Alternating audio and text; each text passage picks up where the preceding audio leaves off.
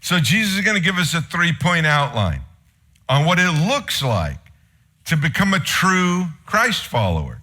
3 simple things we must do. It's critically important because this is also what it looks like to be a Christ follower in a cancel culture. This is also what it looks like to be a Christ follower in a totalitarian, even a communist. Even if we go underground as Christ followers, this is still what we look like. It's not, Jesus isn't like, well, in Western society, a Christian looks like, a Christ follower looks like someone that demands a second Cadillac and they get it.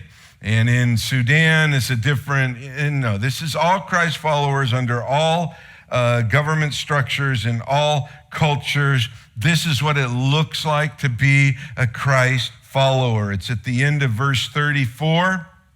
Must. Look, if any of you wants to be my follower, you must give up your own way. That's number one.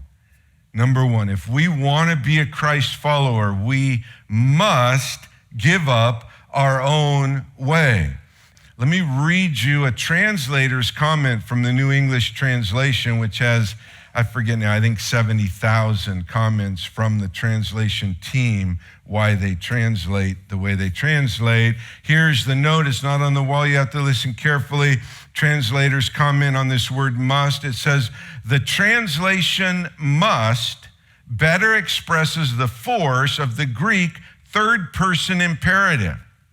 That's what it is. It's a third-person imperative, you. And it's imperative. Imperative's an order. You must. It's better must than the traditional let him, which could be mistaken as merely permissive. This is not permissive. This is must.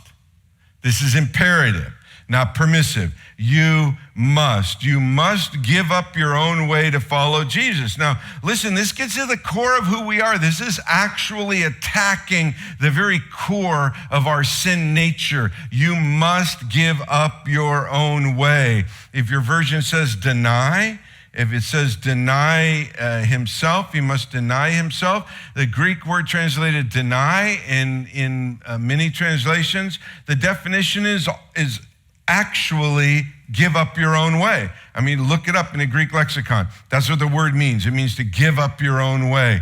The other definition is reject connection with self. If you want to follow Jesus, you have to reject your connection with self. Easy or hard? Let me just see if you're tracking with me since it's a small group. Right, John? Come on, John.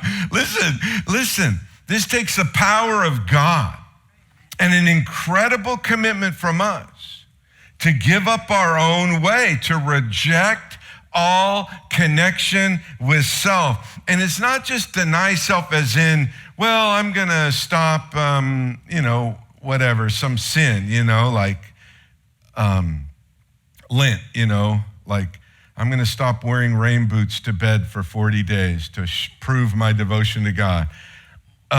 Whatever. It's not like that. It's not like I'm going to stop this for God. It's not denying some sin. It's way bigger than that. It's actually giving up your entire way of life. You are surrendering your entire way of life. You're giving up your right to yourself.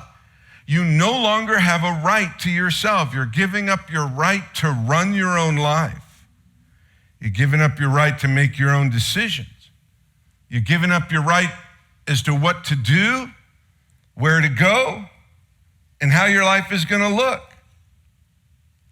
You give it up. You are not in control anymore. Jesus is in control.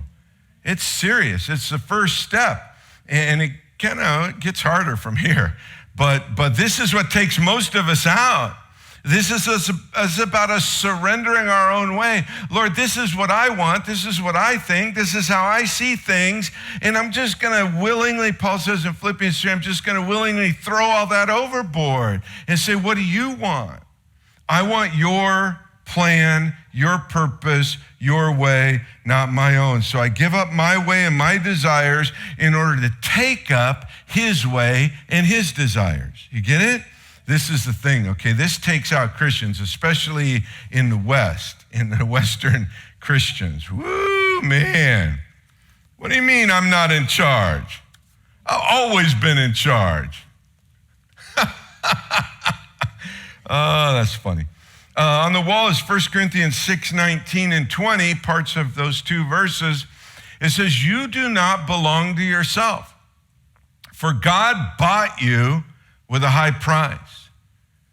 If we're going to be a Christ follower, from step one, we no longer belong to ourselves. We're no longer in charge.